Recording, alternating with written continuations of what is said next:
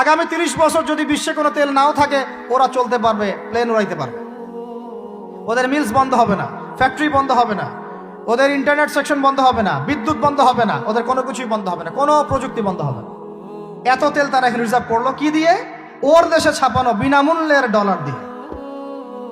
এরপরে তারা আরবদেরকে বুঝালো, ইয়া শাইখ, আরবদেরকে বুঝালো, হাবিবি, ইয়া হাবিবি, কাছে আসেন, শোনেন, আমরা আপনাদের কাছে তেল আছে, আপনারা তো তেল বয়কট করে দিয়েছেন, আর তেল ছাড়া তো আমাদের যুদ্ধ বিমান ফ্লাই করছেন।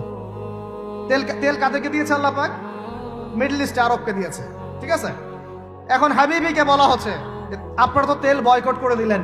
এটা করেছিল বাদশাহ ফয়সাল, বলেন রাহিমাহুল্লাহ। উনি একজন সাহসী নেতা ছিলেন, এই জন্যই তাকে গুপ্ত হত্যা করা হয়েছে। সাহসী যারা, তাদেরকে গুপ্ত হত্যা করে, এটা একটা সুন্নত, এটা মাথায় রাখবেন। খুব খুব ট্যালেন্টেড একজন দেখবেন, খুব ট্যালেন্টেড একজন বিজ্ঞানী দেখবেন, হঠাৎ নাই তাপাস করে মিসাইল এসে পড়ে গেল। এমন সূক্ষ্ম স্নাইপার দূর থেকে 12,000 কিলোমিটার দূর থেকে মেরে দিলে আপনার কলিজার মধ্যে ফেলে গেল।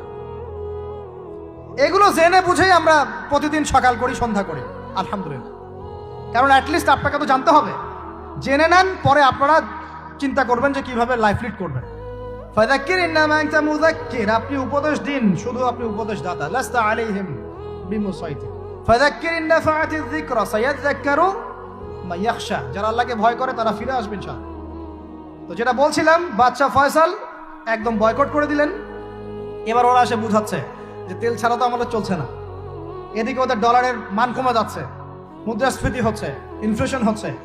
এখন তারা বোঝালো যে ঠিক আছে, একটা চুক্তি করা যাক।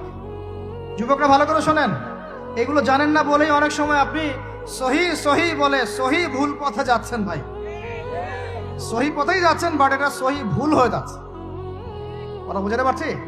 সহিহের আড়ালে একটা মারাত্মক জয়ীফার জাল আকিদা আছে, এটা আপনার সামনে সহি দিয়ে ঢেকে দেওয়া হয়েছে, বুঝতে পারতেছেন না। এই জায়গাটাকে ভালো করে বোঝেন। যখন উম্মর সাথে কেউ গাদ্দারি করে তখন সে সহি থাকে না। উম্মতের সাথে কেউ যদি গাদ্দারি করে তখন সে কি থাকে না? সহি থাকে না। এখন আসেন, আমি ধর্মতাত্ত্বিক কথা বলছি আগে। এখানে বাদশা ফয়সাল তাকে কনভিন্স করা হলো, ঠিক আছে আমরা তেল কিনবো, আপনাদের কাছ থেকে কিনবো, আপনাদের গলফ কান্ট্রি যেগুলো আছে এদের কাছ থেকে কিনবো, তবে একটা শর্ত, আপনারা তেল বিক্রি করবেন শুধু মার্কিন ডলারে, অন্য কোনো কারেন্সিতে তেল বিক্রি করতে পারবেন না। বলেন নাউজুবিল্লাহ। আপনি বাংলাদেশ গভর্নমেন্ট যদি গিয়ে এক ব্রিফকেসের মধ্যে 1 কোটি টাকা নিয়ে যায়, বুঝেন কথা, বুঝতে পারতেছেন? 1 কোটি টাকা আমাদের টাকা নিয়ে গিয়ে যদি বলে শেখ হাবিবি আমাকে তেল দাও, ওরা বলবে তেল দিতে পারবো না, খালাস, কুল্লু খালাস, এখান থেকে বের হও। কথা বুঝতে পারেন নাই? 1 কোটি কি দিবেন? টাকা, তেল দিবে না। লিখে নেন, দিবে না। কিন্তু সেই 1 কোটি টাকাকে যদি আপনি ডলারে কনভার্ট করেন, ওটাকে ডলার দিয়ে কনভার্ট করেন, করে যদি বলেন হাবিবি তেল, তখন বলবে যে আসো দাঁড়িয়ে তেল নিয়ে যাও, খালাস, কুল্লু খালাস। এটা বুঝতে পারছেন? তেল বিক্রি করব শুধুমাত্র ডলার দিয়ে, ডলার ছাড়া অন্য কোনো কারেন্সিতে তেল বিক্রি করতে পারবো না। এইটা পশ্চিমারা আরবদের সাথে একটা সন্ধি করলো আর কি, চুক্তি করলো। এই চুক্তির নাম হলো পেট্রো ডলার মনিটরি সিস্টেম। বুঝতে পারলাম? Petro dollar monetary system. এর বদৌলতে আরবের মরুভূমি হয়ে গেল এখন একদম অট্টালিকার প্রাসাদ। বোঝা যায়? মরুভূমিগুলো হয়ে গেল কি অট্টালিকার প্রাসাদ, আর বাকি পুরো মুসলিম উম্মার উপর দেখেন কি দুরবস্থা নেমে আসছে। শুধু তাই না, ওই ডলার হলো একদম লিডার, কারেন্সির লিডার।